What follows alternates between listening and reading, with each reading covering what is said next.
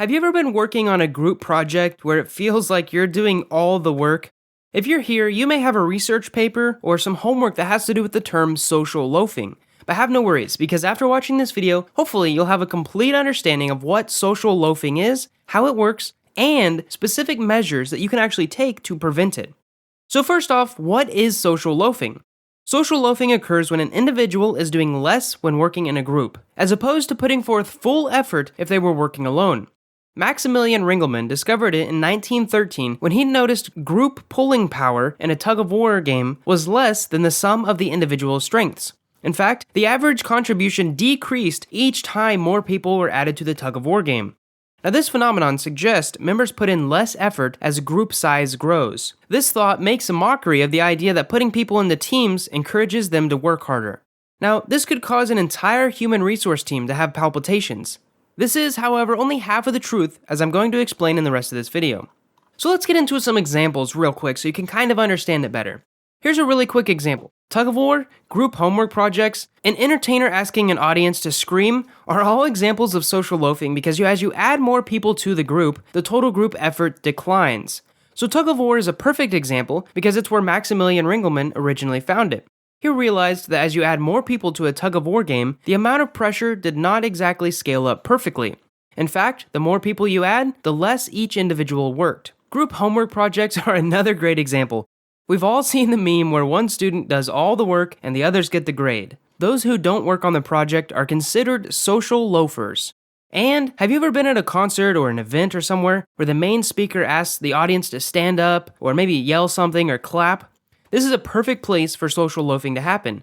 Sometimes the speaker may even say something like, "That wasn't loud enough." Well, interestingly, the same thing happens as tug-of-war. As you add more people to the group, they are less likely to participate in whatever the speaker is asking them to do. So after examples, let's get into the psychology behind social loafing. What causes it? Team members began loafing socially when they feel that they're not going to achieve much, and therefore they conclude that their participation is optional. So here are two main reasons that psychologists have found that contribute to social loafing. The first one is a loss of a sense of individual responsibility. Ringelmann's experiment with a tug-of-war team showed how personal responsibility seems to evaporate according to team size. Now, the best sports team coaches achieve incredible results when they hold their team together and motivate individual players as well as the collective team. It's also really important for these coaches to know their team's needs so that whenever they need space, they can give them space to let each player let off steam. The second thing that causes social loafing is reduced belief in the value of contributions. So if a team member feels their impact will not be worth much, especially in a much larger team setting, they may decide to back off and enjoy the ride at the expense of the other people on the team. Now, this is one of the main reasons many of us don't volunteer for projects or take up leadership positions. We just don't think that we have much to add.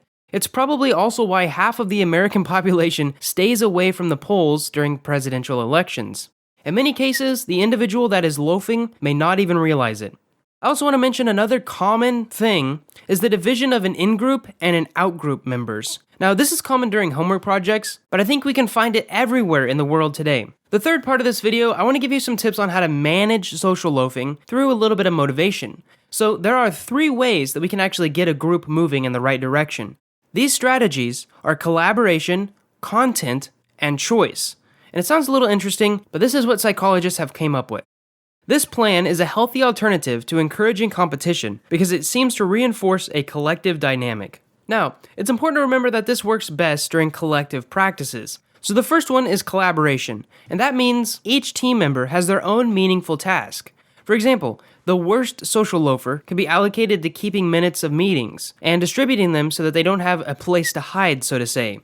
The goal here is to get each member in your group to do something, and if they don't do it, hold them responsible. Secondly, we have content, and that refers to the importance of a team member's task and how well that task suits their personal attributes. For example, a person who likes socially engaging could be an ideal person to lead a brainstorming session. And allocating tasks according to each person's talent is a great motivator. It gives each person a time to shine. Lastly, we have choice. Choice is equally important because it puts ownership on the person making that choice. Excessive social loafing will be less desirable to them because they'll have more important things to do. Basically, the idea of this third one is to let each person decide what they want to do. So basically, collaboration is holding everyone accountable, content is letting people do what they do best, and choice is letting them choose what they want to do. So wrapping it up, managing social loafing attempts to make a positive contribution to the soft, non-task related aspects of group functioning. Collaboration, content, and choice, those things that I went over, provide a great framework for group leaders to manage it. I think actually just remembering each of these can help someone manage social loafing.